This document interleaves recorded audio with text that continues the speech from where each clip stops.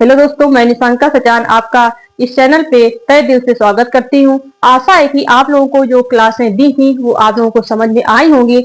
मनोविज्ञान में हमने आप लोगों को बताया था आत्मा का विज्ञान, मन मस्तिष्क का विज्ञान, चेतना का विज्ञान। ये सभी जो विज्ञान थे इनको अस्वीकार कर दिया गया था। इसके बाद निकल के आया था आपका एक व्यवहार का विज्ञान। इसको चेतना के विज्ञान के बाद आपका ये निकल के आता है व्यवहार का विज्ञान। चेतना के विज्ञान को भी अस्वीकार किया गया था। हमने बताया था कि चेतना केवल आंतरिक भाग को ही, मतलब मन मस्तिष्क के आंतरिक भाग को ही दिखाती है, लेकिन हमको चेतना के अलावा हमको अर्ध चेतन और अचेतन मन का भी वैल्यू रहेगा, मतलब वो भी महत्वपूर्ण भूमिका निभाता है किसी भी व्यक्ति के कुछ जानने के लिए। तो इसी वजह से फिर इसको अस्वीकार किया गया। फिर 20वीं सदी में निकल के आता है व्यवहार का विज्ञान। तो व्यवहार के विज्ञान के जनक कहे जाते हैं जेबी वाटसन। जेबी वाटसन बेटा अमेरिका के थे और 1912 में व्यवहारवाद की घोषणा की गई थी। व्यवहारवाद की घोषणा का मतलब है कि व्यवहारवाद का मतलब है कि किसी भी व्यक्ति के बाहरी व्यवहार को देखना, वो होता है व्यवहारवाद। तो इसके बाद एक पुस्तक भी लिखी गई थी व्यवहारवाद की पूर्णता व्यवहार के बारे में, आधार व्यवहारवाद की नींव। 1912 या 1913 में लिखी गई थी व्यवहारवाद पुस्तक। इसके बाद व्यवहार का विज्ञान के समर्थक रहे हैं बेटा जेबी वाटसन, स्कीनर, हल, पावलॉव। ठीक, क्रो एंड क्रो और वाटसन।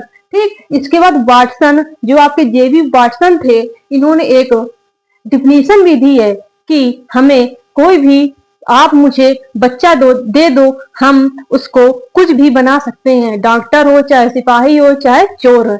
कोई, आप मुझे बच्चा दे दो, हम उसे डॉक्टर, सिपाही, चोर आदि बना सकते हैं।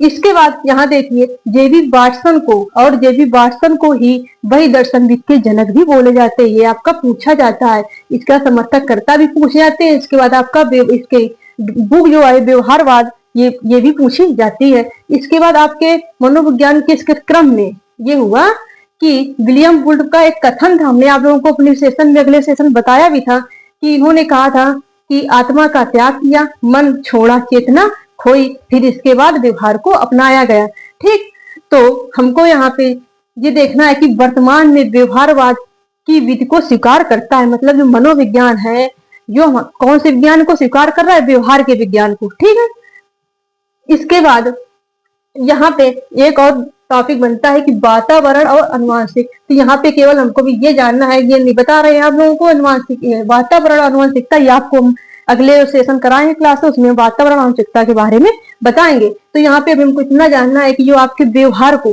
सबसे ज्यादा कौन प्रभावित करता है, वातावरण की आपकी अनुवांशिकता हेरिटेज या इन्वायरमेंट। तो आपके व्यवहार को वातावरण सबसे ज्यादा प्रभावित करता है, क्या करता है, और अनुवांशिकता होती है वो कम प्रभावित करती है। ठीक, इसके बाद कुछ पॉइंट है जो बेटा एग्जाम में पूछे जाते हैं, जिसमें से मनोविज्ञान विधायक विज्ञान और नियामक विज्ञान दोनों है। विधायक का मतलब होता है किसी भी विषय वस्तु का ज्यों का त्यों अध्ययन करना। विधायक का मतलब होता है किसी भी वस्तु का, किसी भी विषय वस्तु का,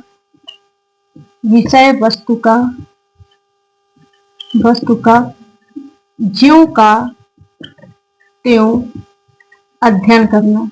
ठीक, तो मनोविज्ञान पूछा जाता है विधायक है या नियामक। तो मनोविज्ञान बेटा आपकी विधायक विज्ञान भी और नियामक विज्ञान भी है। तो विधायक का मतलब होता है कि किसी भी विषय वस्तु का ज्यों का त्यों अध्ययन करना, पढ़ना, उसको बोलते हैं विधायक।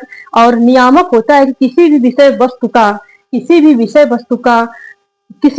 मतलब संशोधन करके, किसी विषय वस्तु में संशोधन करके अध्ययन करना नियामक कहलाता है। इसमें संशोधन नहीं किया जाता, ज्यों का त्यों अध्ययन होगा, नियामक में संशोधन करके इसमें अध्ययन किया जाता है, उसको नियामक कहते हैं। इसके बाद मनोविज्ञान में प्राणियों के व्यवहार का अध्ययन होता है।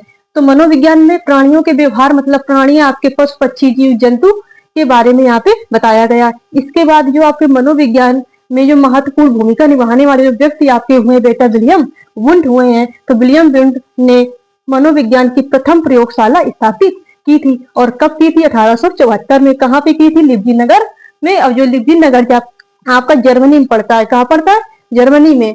और ये जर्मनी, ये और जगह की क्लियर बात की जाए तो विश्वविद्यालय, वर्तमान के कार्ल मार्क्स विश्वविद्यालय में। ठीक, तो इसके बाद यहाँ से याद रखना मनोविज्ञान की प्रथम प्रयोगशाला विलियम वुंड द्वारा कब, 1874 में। इसके बाद यहाँ से एक क्वेश्चन और बनता है कि यही बेटा सर्वाधिक योगदान निभाने वाले व्यक्ति हुए हैं मनोविज्ञान में, तो इन्होंने एक बेटा प्रयोगात्मक, इनको मतलब विलियम वुंड को हम प्रयोगात्मक मनोविज्ञान के पिता भी बोलते हैं। विलियम वुंड को प्रयोगात्मक मनोविज्ञान के पिता भी बोलते हैं। तो क्वेश्चन पूछा जाता है प्रयोगात्मक मनोविज्ञान के पिता कौन है, तो विलियम वुंड है। ठीक है, मनोविज्ञान की प्रथम प्रयोगशाला स्थापित करने वाले व्यक्ति विलियम वुंड कब की थी, 1874 में।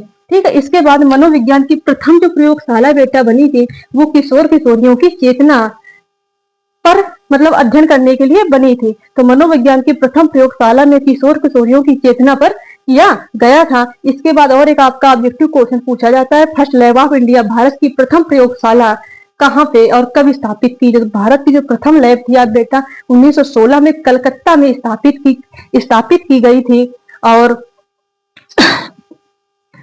इसके बाद हमने ये बताई दिया आप लोगों को वातावरण और औष्णिकता के बारे में। अब अपने अगले सेशन में हम आपको बताएंगे संप्रदाय, मतलब मनोविज्ञान के कुछ संप्रदाय हैं उनके बारे में आपको समझाएंगे। और आशा है कि आप लोगों को ये सेशन समझ में आया होगा। Thank you so much, take care, bye bye.